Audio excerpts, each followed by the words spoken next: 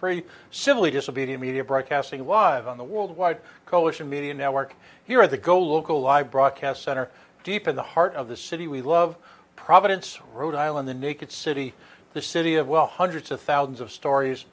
We've told a couple tonight. We're going to go national, though, with someone who is scheduled to join us at the 8 o'clock hour. Through the miracle of independent media, our 7 o'clock guest, well, she's in Israel right now. And I guess I should have anticipated this, but communications over the interwebs, as they say, can be exciting at times. So had a little trouble reaching her. So Connor Drigotas has joined us early on. At the 8 o'clock hour, we're going to talk about, I think, a very provocative article he has published on his website about gun control. But we've got a few other things that with the luxury of a little time that I'd wanted to get into during his last appearance. He is now officially a repeat offender here at the Coalition. So let's first start by saying he is an activist within the Pennsylvania Libertarian Network. He is a graduate of Lafayette College, or is it Lafayette University now? Lafayette College and Lehigh University. I feel like a little bit of a turncoat talking about it, but how does that work? Yeah. Do they have like a protective custody for you during the game? Well, I was lucky enough that I did my undergraduate at Lafayette, and I actually had family members who attended Lehigh. So when I decided to go back and get my MBA and I chose Lehigh, it was very good to be able to say, go to them and say, well, hey, at least I made the right decision the second time. Right. But yes, it's encouraging to, I'm gonna, have to get a reversible sweatshirt because I'm actually going back to teach at Lehigh starting this fall now. So I'm really going all in on Lehigh as it is. No, that's exciting, and I read that you touched on a little bit of that. Congratulations, that's just outstanding. And what are you going to be teaching there? Business communications. I work in as a business, I guess a director of communications professionally for a law firm. So it's just really great to be able to take that real world experience and bring it into the classroom and hopefully have some great results with freshmen and also some juniors to get them prepped for the real world. Right, and the great thing about Lehigh and I'll admit it, Lafayette, is that they are the type of schools where they're, in one sense, they're upper crusty kind of schools, but at the same time, when you graduate from each of them, you are fully cognizant and ready to embrace said real world. That's not something we can say for every $75,000 university at this point. Something that parents might appreciate when making their personal choices for college is that, yes, you are not only ready for employment in the real world, but you will probably be employed in the real world very, very quickly.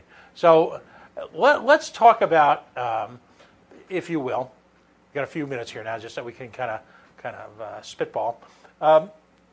Business communications, by definition, incorporates social media. I am of the MySpace, the Facebook generation here. I go back to a time when it was called the Facebook, and when a lot of us were trying to scam academic emails so that we could get on the Facebook, back when you had to be associated with a college for the Facebook. Now my kids tell me that the Facebook is going the way of Tom at MySpace, and that's a dated reference for any of you born in this millennium. But so what is happening in media? It's during Facebook, the beginning, I should say, of Facebook's continuing travails last year or so, after the election, when it became clear that Facebook was the platform du jour of every Russian mobster and every Trump wannabe and every Hillary whatever, that every political organization was ballgaming the system like nobody's business. When it became clear that Facebook was performing all sorts of atrocities with regard to privacy, when all of this became clear, there was this wild scrum, if you will, to find out what the next great platform is. So what is it? Has IG, because I can sound like my kids for a second, has IG taken over the world? What happened to Snapchat? What is, what are some of the sites that are cutting edge? And then what are some of the sites that need to be forgotten as quickly as possible? Yeah. Well, to exactly your point, Facebook is kind of catching it from two sides, right? I mean, yes, of course, you've seen in the news last week they were fined, $5 billion for, going back to, I believe, some Cambridge Analytica stuff a number of years ago. That's finally getting resolved in the courts. But on the other side, they have what I think is a much more interesting problem outside of the judicial system, which is the problems that they have with users. Facebook, for lack of a better phrase, they're getting old. And that's not just the company is getting older, but their user base tends to be, aging because the same people are continuing to use it. And to answer your question directly, most younger people are using other social networks, primarily Instagram. You're absolutely right. But there's a growing movement, like in a lot of different industries, for decentralization. So you're seeing the growth of platforms like Discord, Slack to a certain extent for more business applications, but also things like Parler, which is conservative-minded type of Twitter platform, and similarly Gab, G-A-B, which is a platform that I was recently introduced to. I'm a big fan of it, but again, it kind of breaks down these barriers by saying, as well, I guess it's recognizing a gap in the Facebook market as it exists currently, which is, hey, we're not going to actually regulate your speech. We're not going to control it.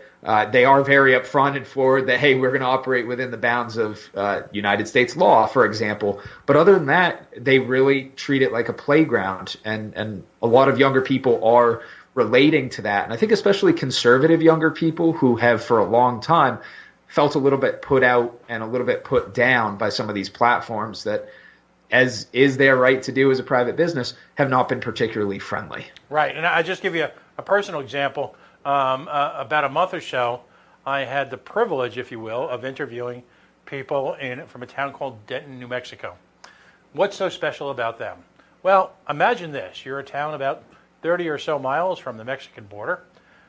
You wake up one morning, or a couple of townspeople get a call one morning that there are about 40 or so refugees have been dropped off by the Border Patrol at a local bus station that happens to be in Denton, New Mexico. And then when they began to learn that the process of post-refugee status was you essentially get dropped off.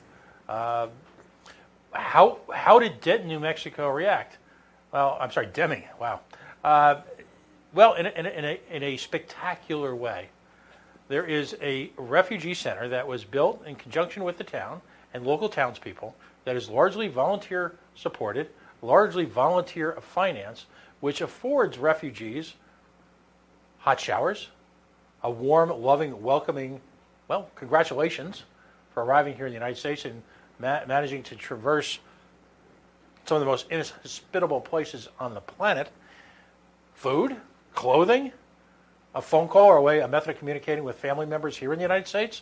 Imagine that.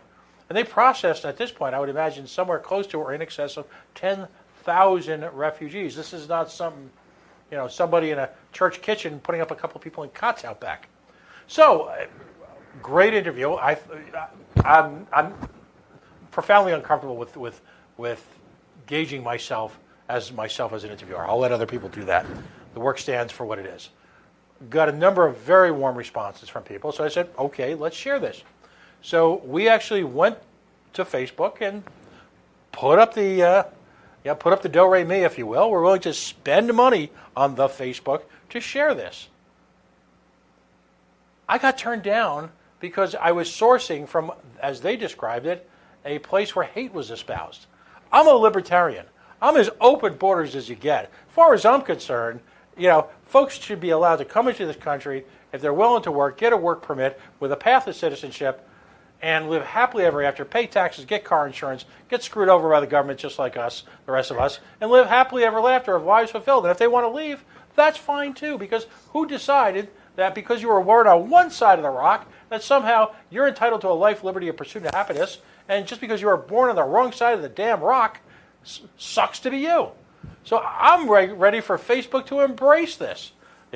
Libertarians, people who don't know they're libertarians, a community putting out love for people who have suffered through some of the worst conditions in America. I was turned down flat.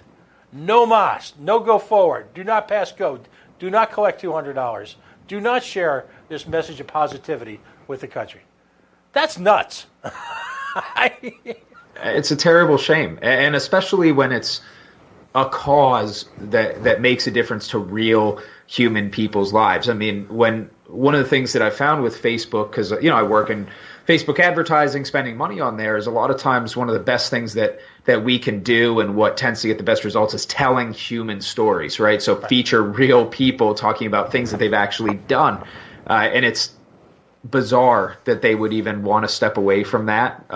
And again, that's exactly why these other companies have cropped up and why they've become successful fairly quickly, backed by some pretty big names, again, primarily on the conservative side of things. But I would anticipate in the future, as it's a pendulum, right? Always swinging back for where these things are, that we would see pretty strong left-leaning groups as well form on social media if Facebook isn't going to continue to cater to them in the long term for whatever reason that might be.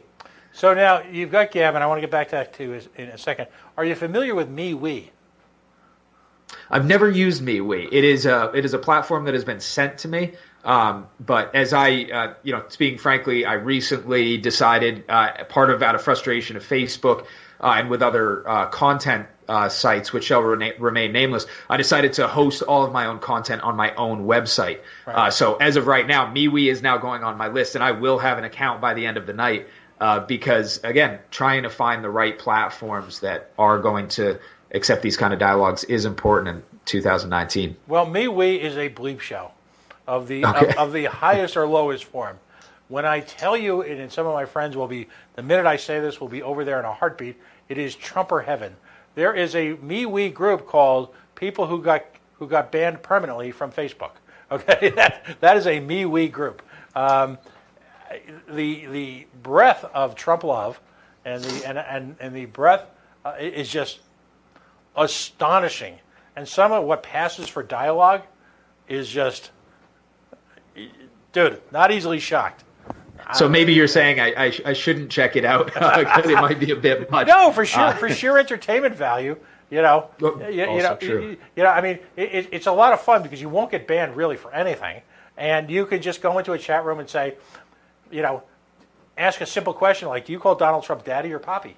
And then just, you actually watch your computer start to melt. It's actually great fun as a libertarian. I highly recommend it for if you're up for truly. Now they describe Twitter as a dumpster fire. Nope, got nothing on MeWe.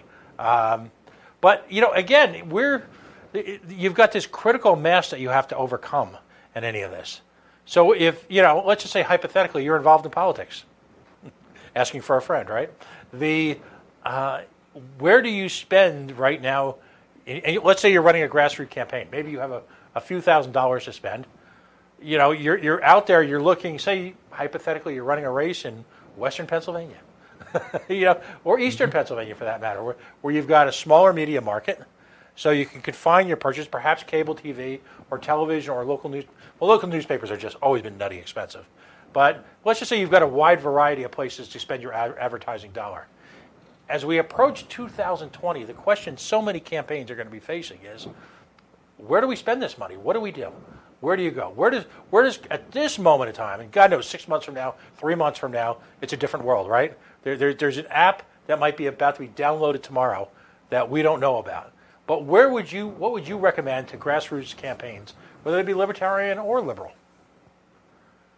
Yeah, well, I think there's going to be, I guess, two parts to that. And the first thing that we need to recognize is that as things become more decentralized, on Facebook we started to see it, and now with these new platforms we started to see it, they are reinforcing echo chambers, right? So on a platform like MeWe, perhaps, or we've seen this on Parler, Parler, which is a primarily conservative Twitter-esque space, there are very few differing ideas, right? So I think that really means two things. One is a campaign could choose to jump into these wholeheartedly and spend all of their money in that group to make sure that they lock down that group. But I think the more interesting question is actually, all they need to do is get awareness in that group, right? So like, let's say Donald Trump, for example, in 2020, running, he doesn't need to put any money into Parler because he knows that every single user there is already going to vote for him. And it could actually make campaigns more efficient because they can spend their money in those in-between areas like Facebook, like Twitter, where there's still, because they were first to market, there's still a very diverse budding community where there are still undecided voters to be won over. So again, it's not going to be pretty, I don't think, because of the nature of these platforms. Where the money is going to be spent is only going to continue to do it. But in the long term, past 2020, recognizing that these silos exist, these echo chambers exist, I think it's going to become essential to understanding politics and how elections are run in the future. Well, now you bring up an interesting point, because what's one of the biggest mistakes I've seen conservative and even some libertarian campaigns make is that they advertise in their echo chamber. We've got a local talk radio station. Incredibly enough, in the Providence market, they've got local talk radio running from 6-ish in the morning until 9 at night, uninterrupted. One sports show, 3-4 hardcore call-in, guest-driven, but ultimately call-in driven talk radio shows talking about politics. So, you've got this great environment, and what's the first thing I hear candidates doing? They Republican or the Independents, they advertise on WPRO. Now, I'm not knocking the people at WPRO. They're a fine group of people.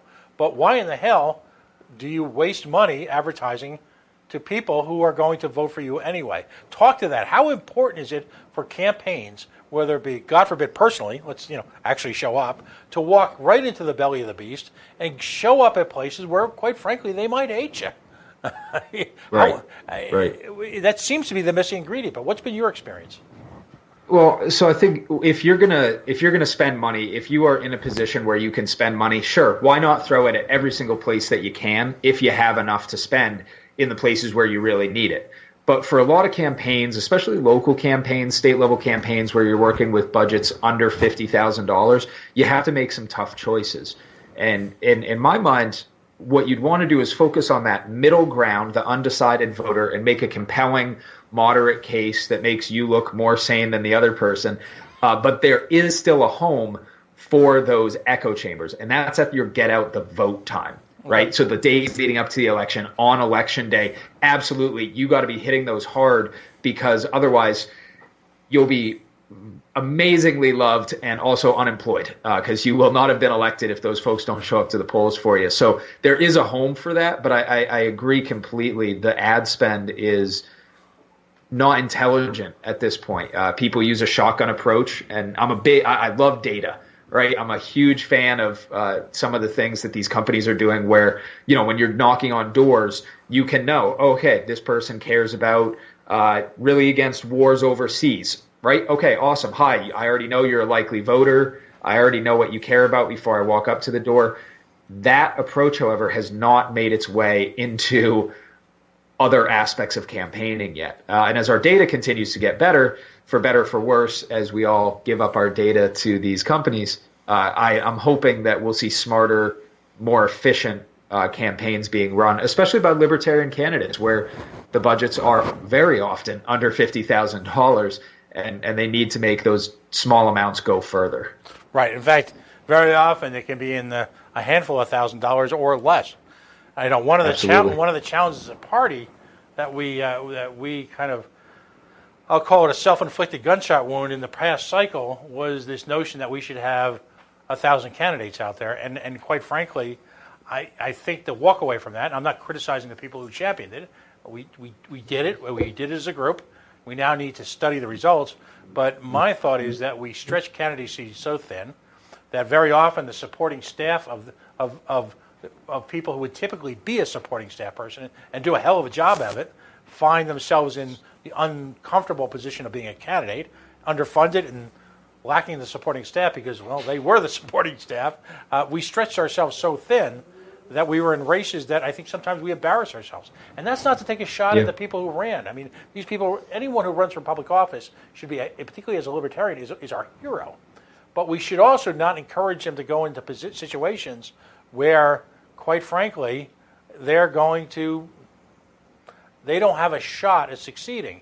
Even by, in my notion, succeeding is articulating a clear libertarian message to a group of people who might not have heard us otherwise. That to me is succeeding in many cases.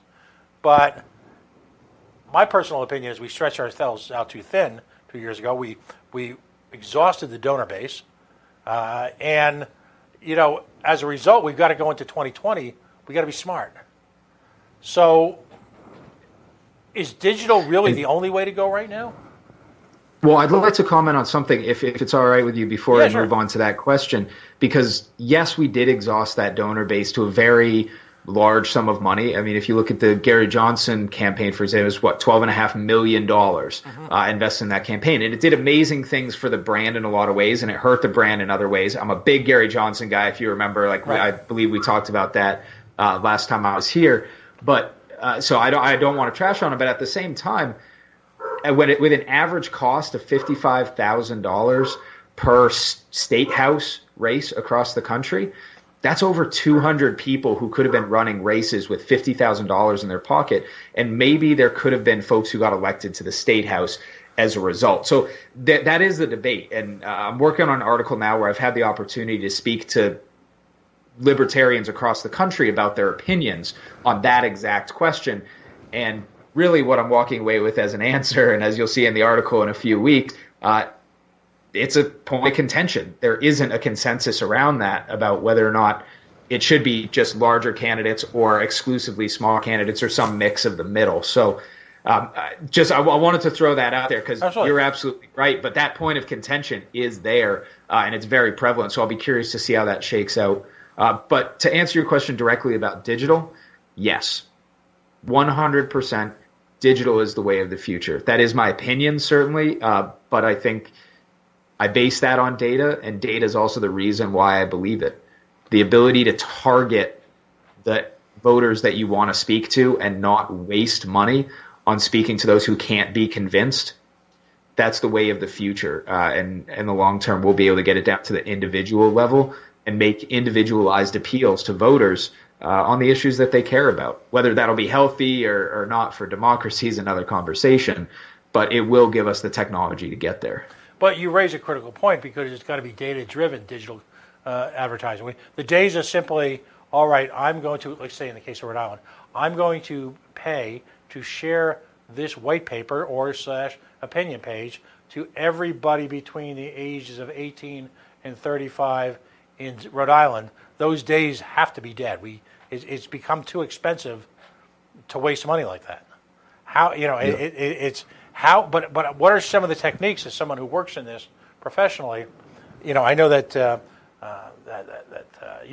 Facebook has got some data-driven collection techniques. What can campaigns begin to tackle? First off, in terms of easily accessible software to glean data, and B, how important is it? And this to me is the killer question. How important is it at the local affiliate level to develop a stable source of in-house expertise on digital marketing? I think it's essential. What I would say is, in terms of accessing this information, it feels daunting, but there are a number of firms that will do that for you. Mm-hmm. Whether that's i360 has been known to be very helpful. Voter Gravity, WAPI, who ran with Ted Cruz and really was cutting edge on the conservative side, at least on the data push.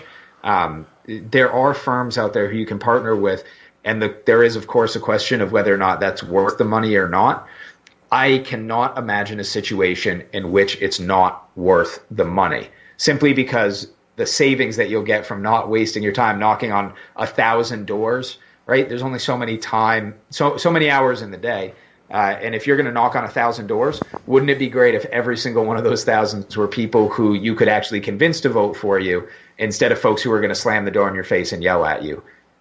It's a no-brainer in my mind. Right.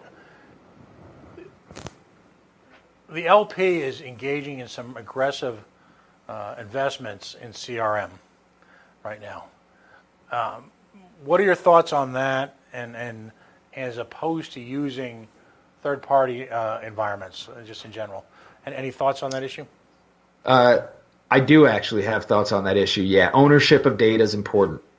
I love the idea of using a third party. In the short term, it's convenient, but in the long term, if the LP can keep the data consistent and up to date, it'll be worth every single penny.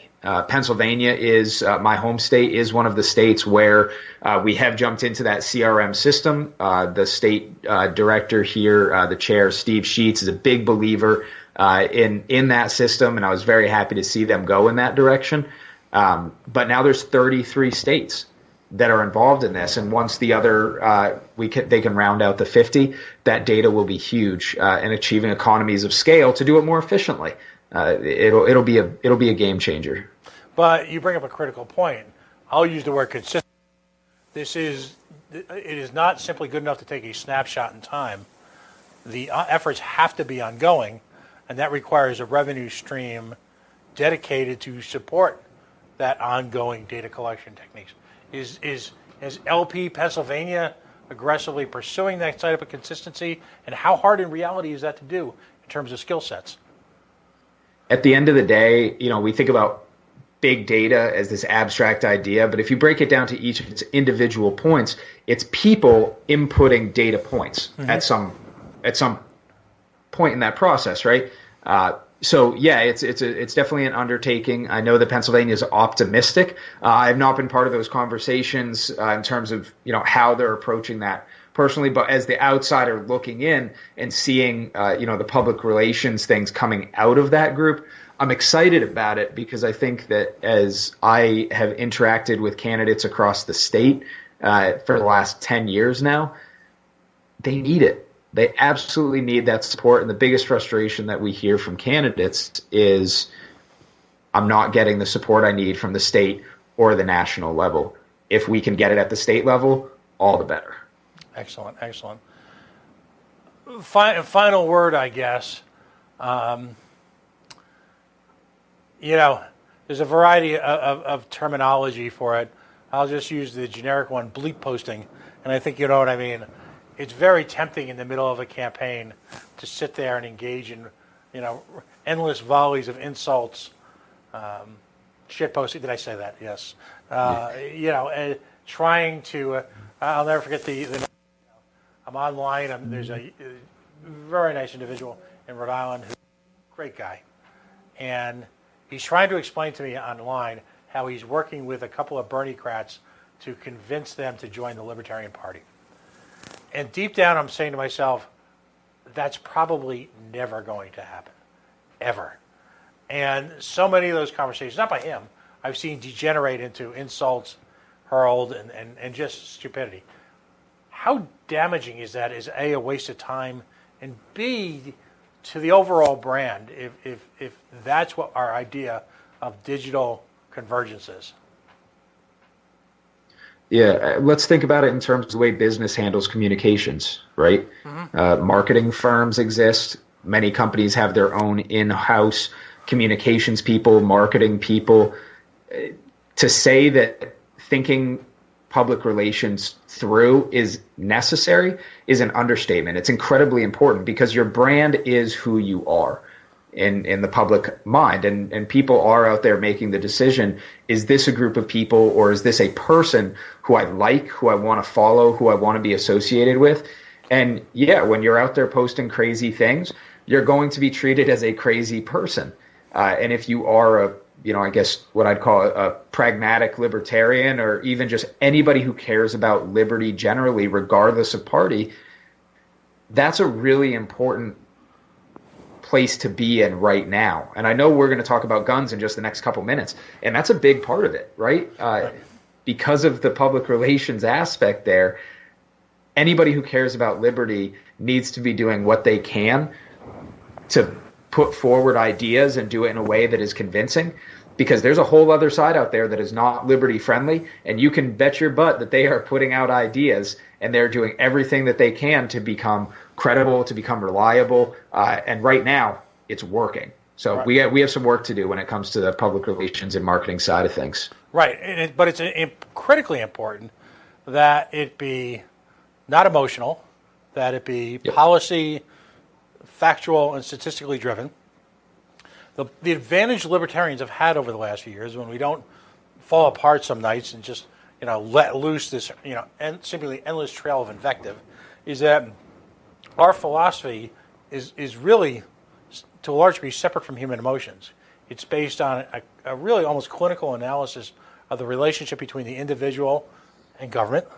It's a clinical analysis also of the outcomings of the relationship between the individual and the government. When we end up diving into that steamy mess of emotions that Republicans and Democrats are just so famous for, call it what you want, we lose ourselves. And in the gun issue, I'll tell you a quick story. Years ago, when you had the massacre at Newtown, the atrocity at Newtown, in the week before that, the Republican Party, at which point that time I wouldn't say I was involved with them, but I was a fan of this individual candidate, put up in a highly Democratic state, one of the bluest states in America, a candidate for Attorney General.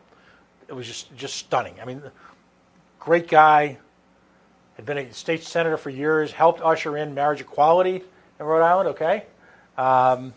Clean as a whistle, an attorney, just overall a great candidate. He articulated and put together a very well-run, detailed campaign launch. Launches the campaign, and a day or two later, Newtown happens. Now, I'm being fast and loose with the dates. At the same time, the Republicans, in the week or so, two before that, announced a gun raffle. Newtown happens. Now, regardless of how we personally feel about liberty, we are in the business of optics. When there is a mass shooting, particularly at that point in time, because that in particular, since it involved small children, was so shocking and so terrible, that one would argue that it was a good time to just quietly shut it down for a little while. Just to put it aside so that it wasn't rhetoric we were having. We were giving time for people to grieve, time for people to react, and then having an intelligent, mature conversation. Yep, they doubled down. At which point, said senators, mildly chastised the Republican Party. Well, the Republican Party blew up. We made the New York Times. Congratulations. We showed them. The Republicans were essentially attacking their own candidate for not being liberty enough. It was to say that it was a shit show of the highest order, and it just torpedoed the whole campaign, ruined the launch, and the regular, which had been conducted completely separate from an amateurish, state party, and just the candidacy never really recovered from that. Instead of being able to take the high road and point to accomplishments like marriage equality, honesty, great legal record, all of that, instead it became a discussion about the intelligence of having a gun raffle 2 weeks after the Newtown tragedy. And that's the stuff we have to avoid.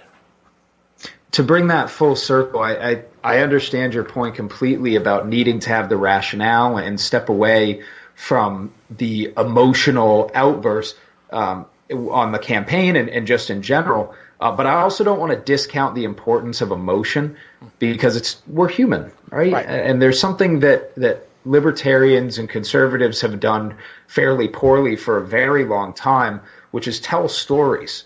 And humans, over the course of the last several thousand years, that's how we've communicated. That's how we are programmed to remember things most efficiently. And one of the great things, I'm a big fan of Matt Kibbe and the way that he explains the ideas of liberty, because he always does it through a story. And he talks, it's something that the left has done very successfully for a long time, where they say, hey, we have little Susie, and as a result of her getting access to the social program, she's able to raise her family, and her kids are going to be better off. And it connects with us in a way that regardless of how we feel up here, we are emotional creatures. And one of the reasons that marketing and communications and thinking ahead before we post something or we write something is so important, because it is what the left is doing, but they're thinking it out ahead of time. And the message that they deliver ends up being polished and clean, whereas a lot of times the message that comes out has not been run through those filters of, do we have the data to back it up? Are we telling the right story? Is this the right story to tell right now? And the end result could be, hey, not only are our ideas better, because we know that they are, liberty is a winning idea, but also then it's backed up in a way that people not only remember, but it also connects with them in their heart. And I think in the long term, that's really what we're going to have to do, is convince people that liberty is a viable path because it matters to them here and because it matters to them here. That's an outstanding point. I want to continue the conversation on that in the coming weeks, and I look forward to that upcoming article because, well, it's an outstanding point. And clearly, as we address 2020, where it's clear to me that we're going to have, I believe, a homegrown candidate from the Libertarian Party, it is more important to be efficient as ever. We need to, as the cliche goes, hit on all cylinders because we won't have the automatic press appeal of a national candidate. That is not at all to diminish the local candidates' efforts because I think at this point in our history, we need to start promoting from within. It's just that we need, in order to avoid that precipitous drop in voting and for that to be used in messaging against us, as somehow our efforts or our philosophy is diminished, we need to make sure that we maximize every single effort that we've got, and we need to perform that level of analysis on it. So that's an outstanding point.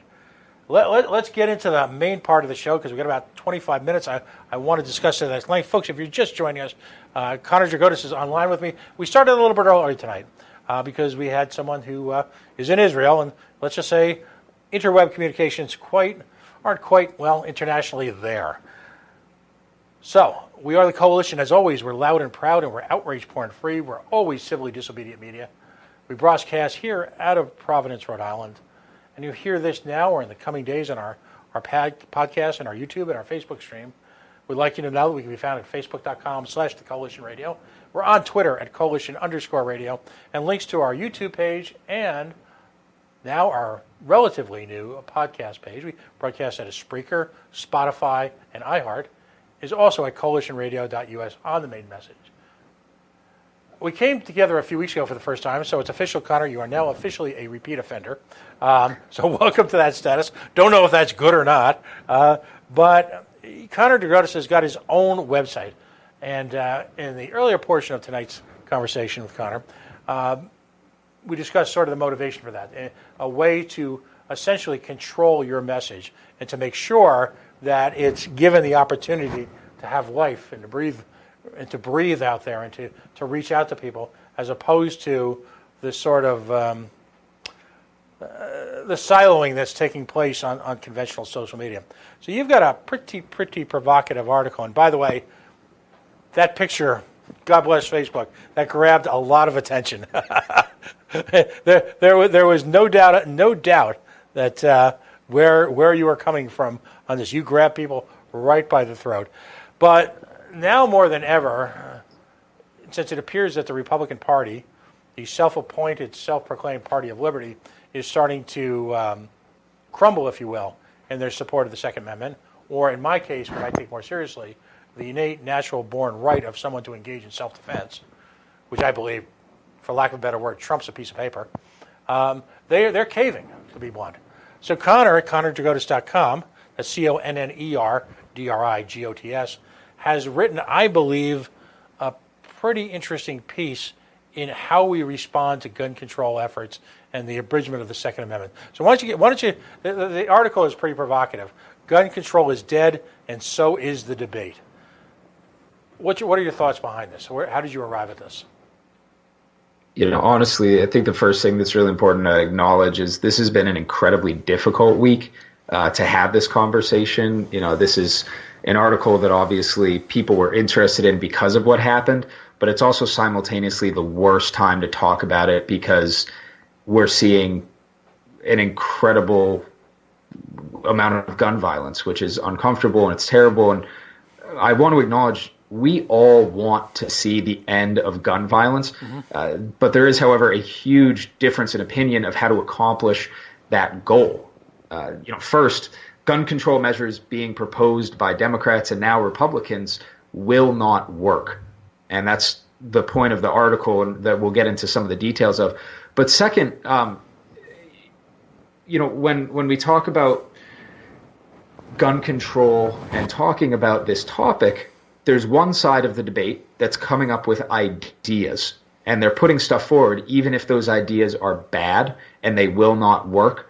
But the opposition who is pro-liberty needs to be more active in coming forward with proposals of how to deal with this crisis, simply because, again, we all want gun violence to end. Now the devil's in the details of how to make that happen.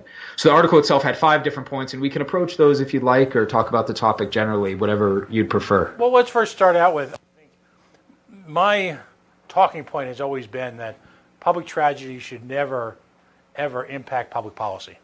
And if that sounds harsh and if that sounds cold, I'll apologize that you feel that way. But ultimately, we are a nation whose history is littered with very public tragedies. I argue that the public tragedies, because of the digital age we live in, are that much more upfront and in person. That, of course, does not diminish the gravity of these public tragedies, but it certainly gives the appearance that the problems, or perhaps the solutions, are more invasive and the problems are more pervasive than they seem to be. I know,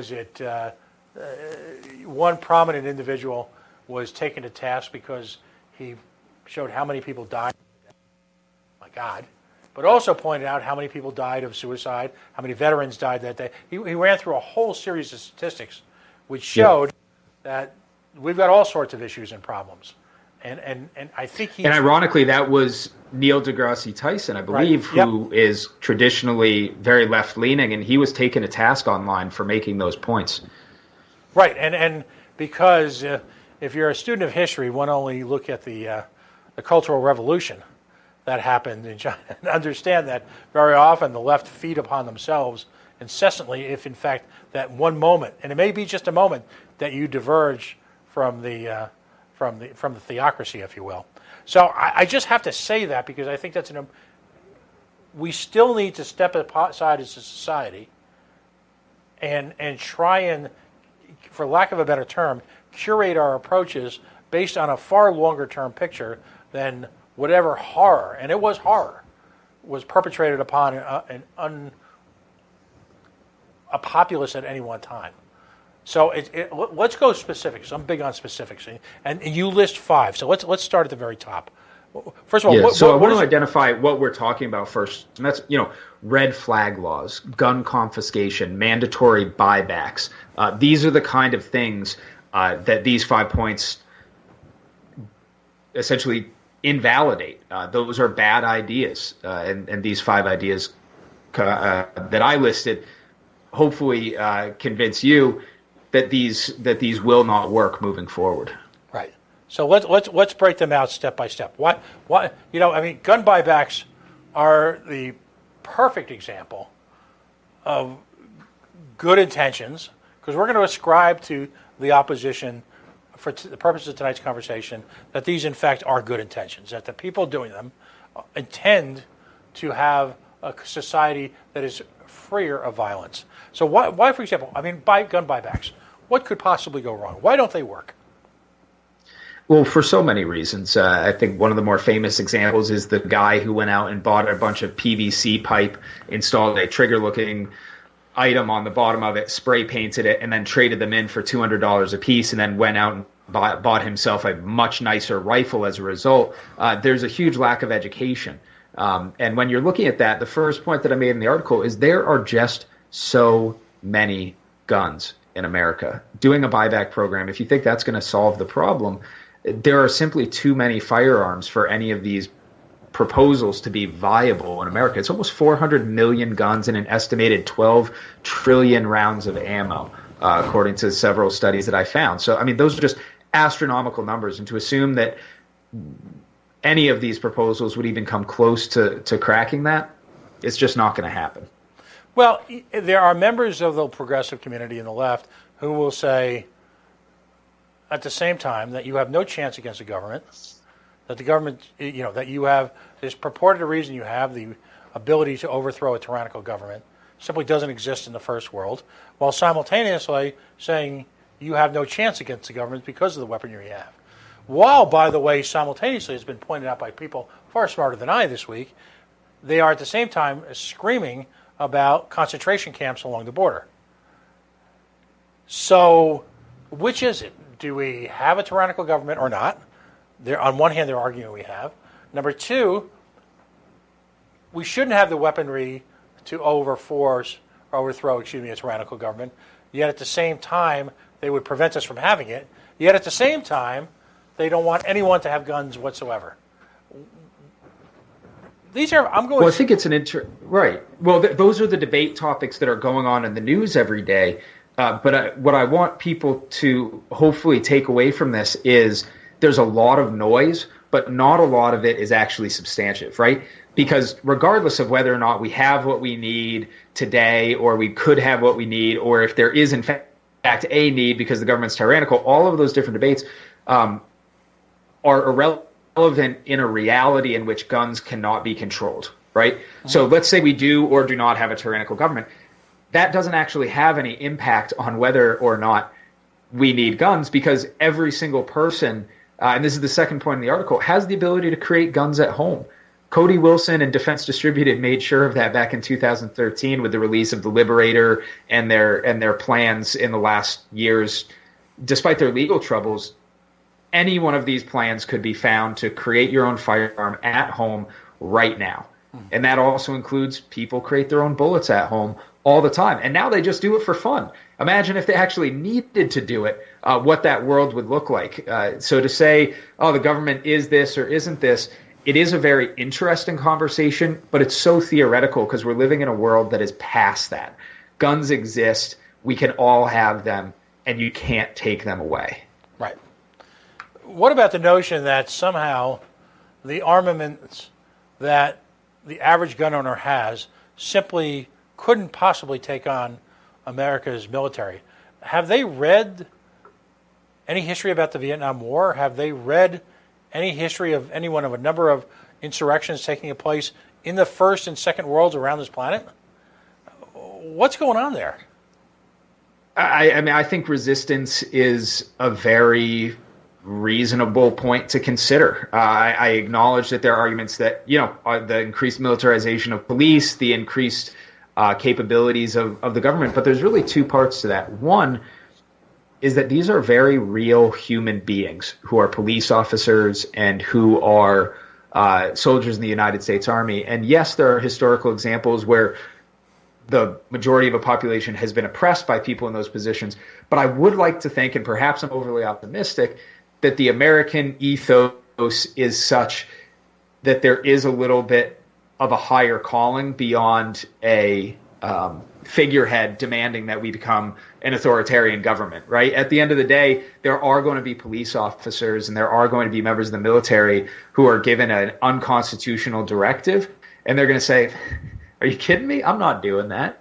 And that's, that is inherently American. So in terms of a resistance, not only would there be massive numbers of Americans who would stand up against a government that attempted to take that move, but in many cases, they'd probably be led by the people who were, until very shortly before, assigned the task of taking those guns. It's the setup that it would do would be absolutely horrendous in terms of loss of life, but it is part of the calculation, I think, and another reason why it's simply not possible to disarm the population of the United States at this point. And that's, again, the debate that's happening now is, especially on the left with these proposals, is how do we disarm the population? How do we disarm segments of the population? For example, the red flag laws. How do we ban certain types of weapons from being in the hands of private citizens? Those conversations are not interesting to me because it's not possible in any way. I'm gonna play devil's advocate here because, quite frankly, the red flag argument scares the crap out of me. I grew up in an era, and probably as overstated as the Red Menace was, where the post-breakup of the Soviet Union, post-Brezhnev days, led to an influx of first-generation Americans who had lived through Ceausescu, who had lived through Brezhnev, had lived through a variety of societies where the vaguest psychological terms were often used as a method to silence people at one level or another early on in post-World War II, confiscate weaponry, and this type of extra-legal, not accountable, absence of absence of the proper stages of justice, was actively used in, again, first world countries. And so, particularly since when you get into the woods in a conversation, that's a hearing, not so much at the talking, screaming heads level on TV or radio, not so much in Facebook chat rooms, but when I've heard a testimony very often used that the high suicide rate amongst American veterans is used anecdotally against veterans and as a justification, and to conflate that as a justification, I should say, to engage in red flag laws. I've had elected officials tell me to my face that they want red flag laws to save our veterans. That scares the crap out of me. And red flag laws have, in the last weeks, become very popular with Republicans.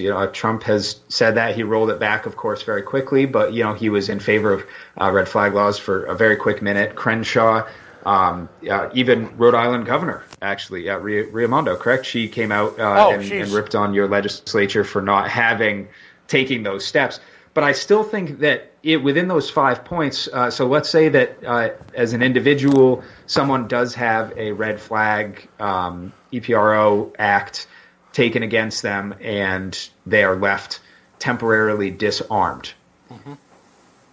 In modern America, with the advent of ghost gunning, the ability to create your own guns at home, human exchange, right? There's always going to be someone out there with a stockpile willing to sell to the right person. I don't think it's possible to truly disarm someone. And I think that's really the point that I'm trying to make, is that even if someone does get hit with a act like this, there's always another avenue for them to exercise their fundamental right to self-defense. I do want to acknowledge what you said, though, has a lot of power, that the history of this has shown a lot of examples where these sorts of things have worked. And I alluded to that just a little bit into the article, but I'd be very curious to hear more kind of what it was like to live through that, right? I was born in 1990. I didn't have the benefit of living through those kind of experiences. But I do think the long-term risk to the Second Amendment and to the fundamental right to self-defense is in changing the way we think. Every year there are fewer people that hunt because parents are not passing that down to their kids. Every year there are more kids who are hearing the narrative about gun ownership being wrong. And whether it takes 1 generation or 10 generations, that could be beaten out of the American population. So this is, and I do acknowledge that as a shortfall of my argument, is it's only a snapshot in time.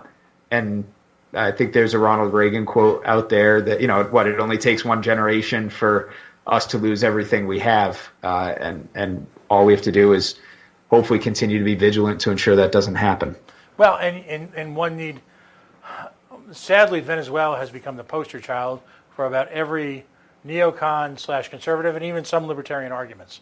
The de-arming, if you will, of the Venezuelan society clearly has had an impact in these terrible times to their ability to fight. We saw Venezuelans being shot in the streets by their, and this is we've had 2 situations, one very highly publicized and one not so.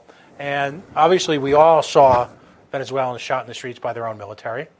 We saw violent means employed against Spaniards looking to discuss and vote on a peaceful secession from the Spanish government. Now, Spain is a first world nation. It's considered a democracy with a vestige of a monarchy.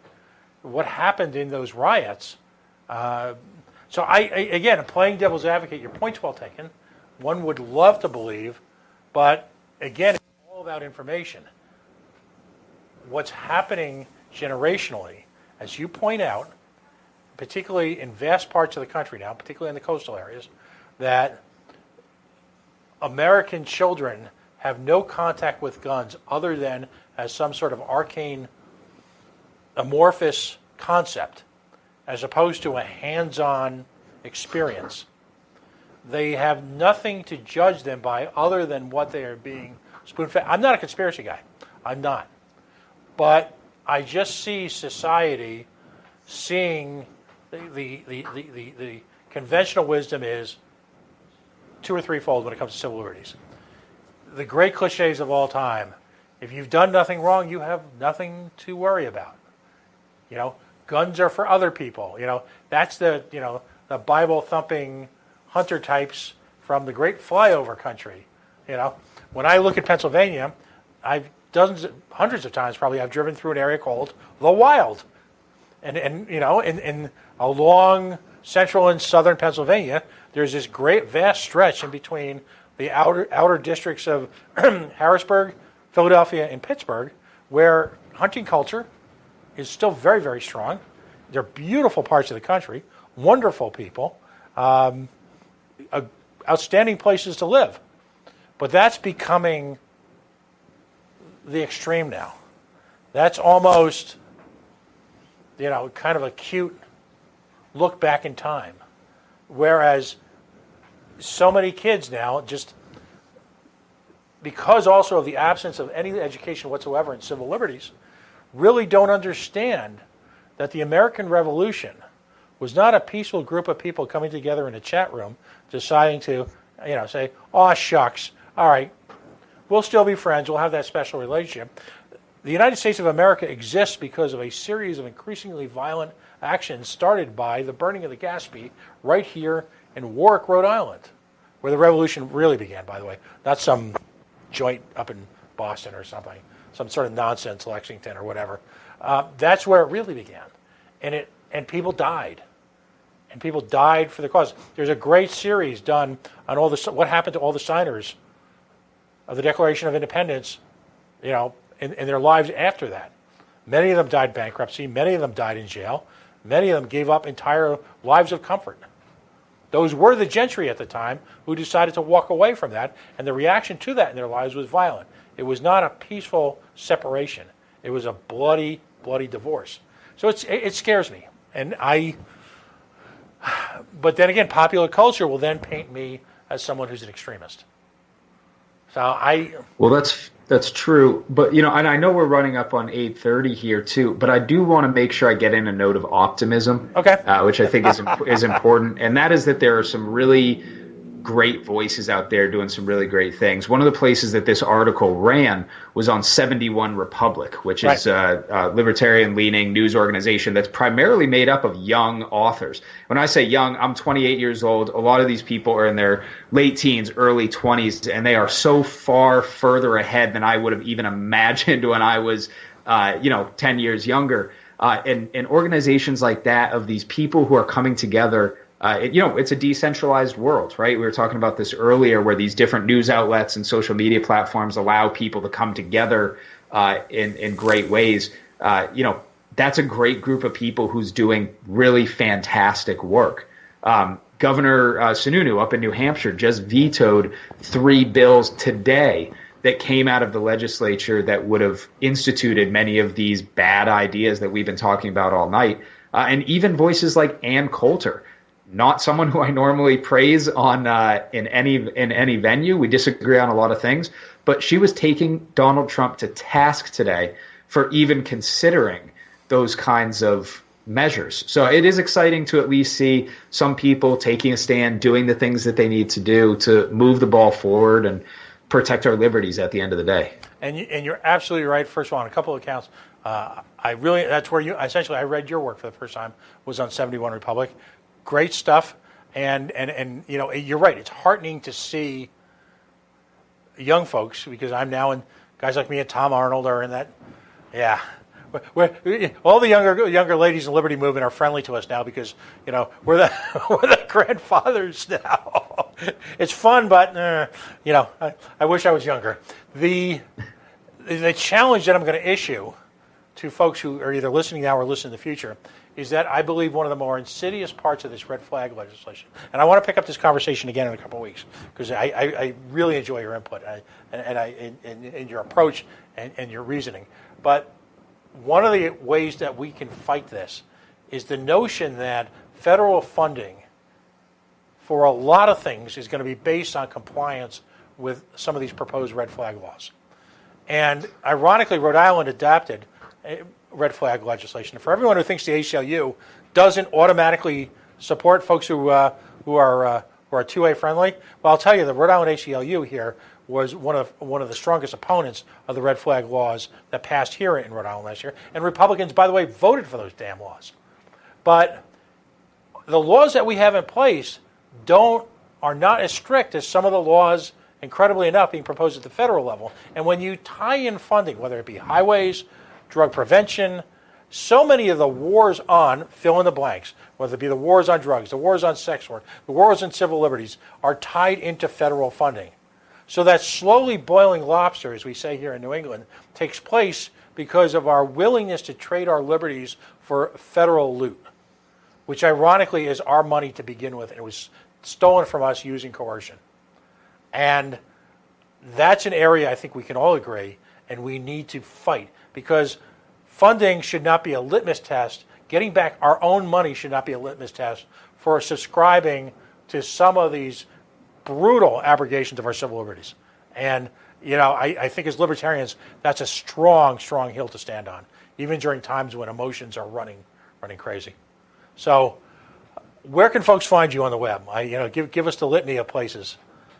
Yeah, honestly, the easiest place to find me is ConnorDrigotas.com, ConnerDrigotas.com. It's my website, and the great thing about having a name like that is if you search me, I'm the only one out there. So feel free to Google me and find all my social handles otherwise. Well, there are many articles on the site already, very thoughtful, very accessible, and that to me is the challenge that the liberty movement needs to face.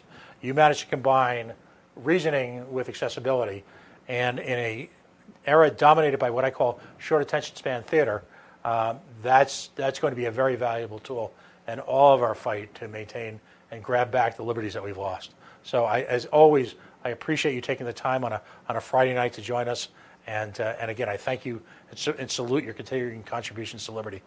All right, my friend? Happy to be here. Thank you so much. I really appreciate it. We'll talk soon. All right. God bless, lad. Connor Drigotas. That's ConnerDrigotas.com. He's on Facebook, a couple of places, but go directly to the source. Some great articles. And I also want to tout 71 Republic and as a great example of independence working to promote liberty and libertarian values in a manner that basically subverts the kind of white noise you hear in the media and brings challenging conversations of challenging subjects right to folks and allows them the opportunity to join in and engage in the healthy kind of debate that we need to as a society. Connor, thanks again. Thank you. All right, we're going to take a very quick break right now. Joining us in just a minute is someone who chairs, I got to believe, well, after Rhode Island, maybe one of the most challenging libertarian affiliates. Imagine being a libertarian in Los Angeles. Holy cow. Folks, stay tuned. We are the Coalition, loud and proud, outrage porn free. We will be right back.